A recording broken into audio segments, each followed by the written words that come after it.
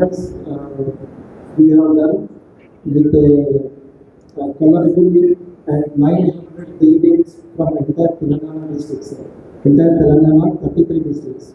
So we organized this field of this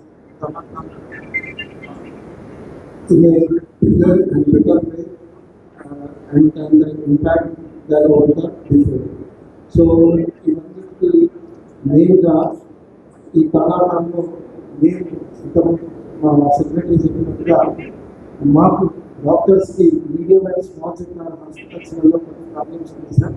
వాటిని మీ దృష్టికి తీసుకురావడం మా యొక్క ముఖ్య ఉద్దేశం సార్. ఈరోజు కార్పొరేట్ హాస్పిటల్స్కి ఎక్కువ స్థానం ఉంది.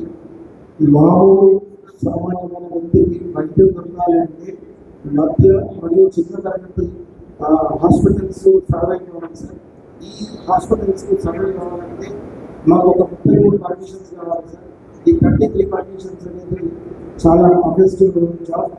ఇది పర్మిషన్ కంట్రోల్ ఉంది, మరియు ఫైర్ సేఫ్టీ, తర్వాత కొత్త హాస్పిటల్స్ రెన్యువల్, కొత్త హాస్పిటల్స్ పర్మిషన్ మరియు రెన్యువల్స్. ఇవి మాకు పెద్ద టాస్క్ అయిపోయింది సార్.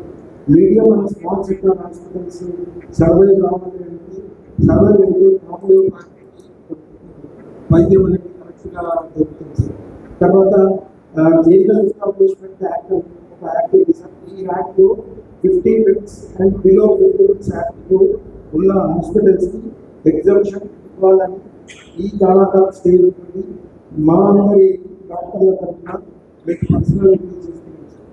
తర్వాత ఈ క్లినికల్ ఎస్టాబ్లిష్మెంట్ యాక్ట్ నుండి బీహార్, హర్యానా స్టేట్స్ నుండి కొంచెం ఎగ్జామ్షన్ తీసుకున్నాం. సో